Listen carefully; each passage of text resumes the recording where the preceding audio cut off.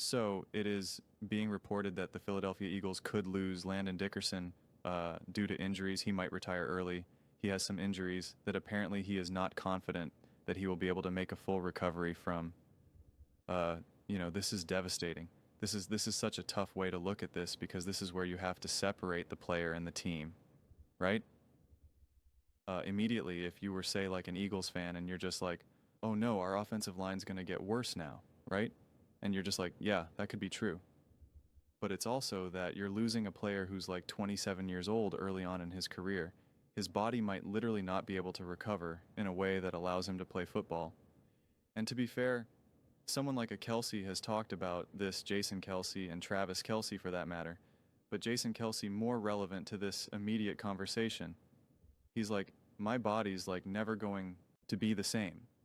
And he was able to play, obviously, but like even with him being able to play throughout the course of his career, get to multiple Super Bowls, etc., to really retire on his terms, he was still knowing like my body is just never going to be the same. Never going to be the same. And this is something that I've talked about a lot, just because my own series of injuries, I've talked about it. My clavicle never healed, multiple knee surgeries, all that goodness. I've had broken fingers, hands, all of it. Uh, and one of the things that irks me, and I had to learn this lesson from getting injured, there really is no full recovery. There really is none.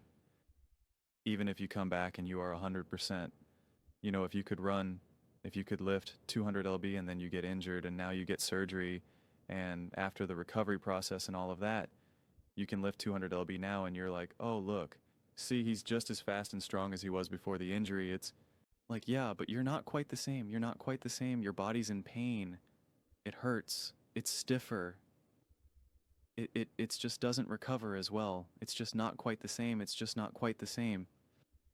I'm as strong as I was with a fully clavicle that's completely one piece, and I'm just as strong as I am now with it completely broken. It's in two pieces. They're just chilling. I can tell you right now, my shoulder is not the same. It is absolutely positively not the same. But if you saw me throwing or playing or doing whatever, you would have no idea, but it's not the same. My knee too, not the same, hasn't been the same in many moons. And so it's hard to know what exactly Landon Dickerson is experiencing right now. Um, is it one of those things where it's the pain, it's the issues, it's the fragility, the instability, like, it's weird. I've been to doctors, I can just speak. I've been to, again, also for my knee. If I had to play football right now, if I had to be on the offensive line, it'd be a little bit different for like quarterback and whatnot. But if I had to be, either playing basketball or be like on the offensive line, a lot of cutting, a lot of like kind of squatting and putting weight like in a more squatting position, something like that, like, and then getting hit. I believe that I am strong enough and have the endurance for it. So I have the pure strength and the endurance of it and the power and the explosiveness, but I have no sense that it can withstand the beating that it would need to take. It feels as though I'm always a play away from tearing it again. And that's how I felt ever since I tore my meniscus for the first time. I would always I always just feel like I'm a slip away from re-tearing it. And it's not mental. Like, that's the thing. That's always what I like have to try to like shake doctors and shake physical therapists. It's like it's not mental. It's not like I just don't trust it, or like that's not the case. And I've been proven correct because I've retore it multiple times. So I've literally been proven correct. And a lot of times they're like, no, it was just because of blah, blah, blah, blah. And it's like, no, like I obviously like, and it's not a self-fulfilling prophecy. I'm putting in all the work, come, back to full strength and etc. So it's just your body's weird. And unless you've honestly had like a lot of injuries, like it's hard to know, having just like one injury, just be like, oh, well, I broke my wrist one time and then and I wore a cast and it was within 8 weeks, it was fine.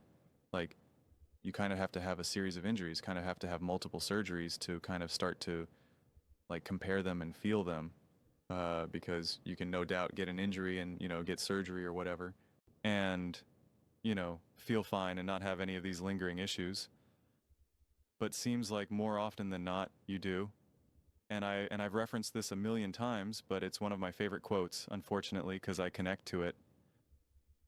Travis Kelce talking about that. He's had like 10 surgeries, and not a day goes by that he doesn't feel every single one of them.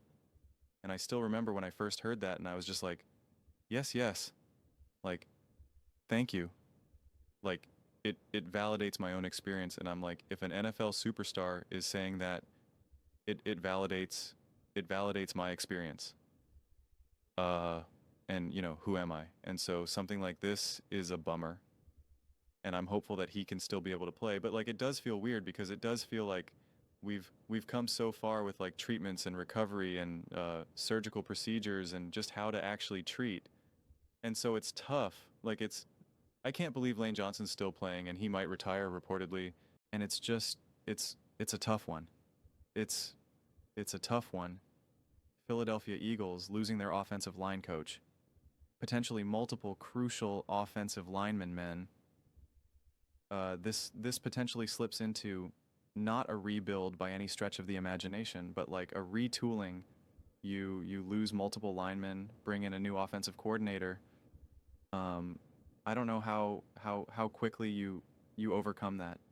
You rework that in a way that allows you to be an elite top team in the NFL. Like that takes some time, and I'm not saying it takes 5 years, but when I originally put the Eagles, as soon as they won the Super Bowl, I put them on another 3-year timeline. And I was like, your goal is to win another Super Bowl within these next 3 years. And now you just burned the 1 year. And so now it's these next 2 years. But like this, the problem with that is now it's like new offensive coordinator, new offensive line. I mean, like literally like 3/4 of the offensive line could be brand new now, you know? So like you get in this weird situation and listen, I already showed you that clip. I'm not going to show it again. I'm not going to go through there. I'd have to dig it up. But like the O-line is why the Eagles lost ultimately in the playoffs against the 49ers. Jalen Hurts was about to rip off a run. He was about to rip off a run on that final drive and get either a touchdown or inside the 10-yard line. First down. Instead, he essentially got like either 1 yard or maybe a sack. I'm not sure what it was officially considered at this point, because one of the guys on the line gave up on the play, just totally gave up on the play and just stopped. And that defensive player was unable to continue to play because he actually continued to play and he tackled Jalen from behind. It's the difference between winning and losing. Difference between winning and then at that point who knows what happens. I'm not saying that I think if the Eagles were favored to win the Super Bowl here, but like, I don't know, they would have gone on and played the Bears, I believe. Right? I think, right, the Bears, I don't know. Bears weren't very scary. Both their playoff games weren't super scary. Be interesting to see a rematch there. And then you're in the NFC Championship game and you're like, all right, that D-line can't disrupt Sam Darnold. Banjo didn't have any answers for Sam. I don't know. Why not? And now you're potentially going up against the New England Patriots and Drake May. You got no answers for that. So literally a singular play, a singular moment by alignment could be the difference between literally winning to the Super Bowl, getting in the Super Bowl, getting to an NFC Championship game, whatever it may be, and getting knocked out in the wild card. Like that's crazy when you kind of really zoom in on that. And so it's hard to see what the consequences are for this. You know, don't really know, don't have all the stories. I don't typically cover things like this in terms of trying to predict what's going to happen in terms of like what's going on with this injury. Is this person retiring? Is this person going to be traded? I'm trying a little bit of a different approach right now to some of these conversations because I did see this pop up yesterday, last night, whatever it was, and I was like, oh, you know, I do want to talk about this. And yeah, rather just kind of talk about it through this way rather than kind of see like what did JC and Colin have to say, because it'll be probably during a herdline news or something, or you know, what does Brew have to say about that, you know? And then because then it turns into a whole thing and then Nick will be like, this is really bad for the Eagles, and you know, and all it just spirals. So trying to see if you guys like this style as well. So please definitely let me know in the comments. I just want to be able to try to do it in a way that it's not like gossip, right? Like because a lot of people make a lot of content and it's very popular and it's very like gossip orient. It's like essentially like the magazines that you see at like the grocery store or something. It's like Trouble in Philadelphia. And it's just like, oh, this is terrible, guys. Brandon Dickerson is now going to retire, and like now Stalin's gone, and it's just like, I'm not trying to do that. So it's just a little bit harder to try to decipher a fact from fiction. So that's why, like, I'm going to only try to rely on the true sources. Like, this is, I saw this originally be reported, but I wanted to wait until it was like officially vetted and reported by NBC Sports Philadelphia. So try to figure it all out. But let me know your thoughts. I read every single comment, so whether you agree with me or disagree with me, either way, let's get some discussions, let's get some fights, but ultimately, let's just have some fun, and please do consider subscribing. We're building an amazing community here and absolutely love to see you part of it. I want to build something that we all generally feel connected to, something that we're really excited to be part of. I think we're well on our way to doing it. Please don't forget to give this video a thumbs up, as it really does help the visibility and the algorithm. Thank you so much.